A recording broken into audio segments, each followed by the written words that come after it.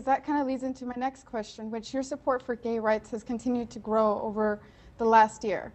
And I'd like to know if you're committed to supporting binational same-sex couples in the immigration reform bill that you're hoping to pass.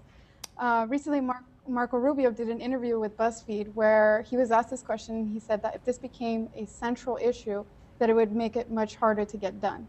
So I'd like to know from you if this is something that you're willing to stand behind to ensure that same-sex binational couples are included in the immigration reform bill, or if this is something that you're willing to compromise on.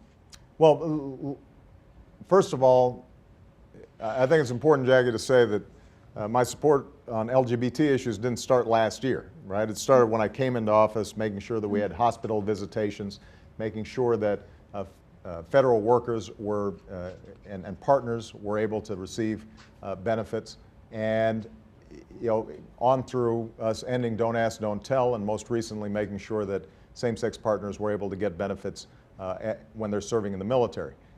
So this is something I care deeply about, and I have said very clearly that I think that people should be treated the same. They should not be treated differently when it comes to any aspect of American life, and that includes our immigration laws.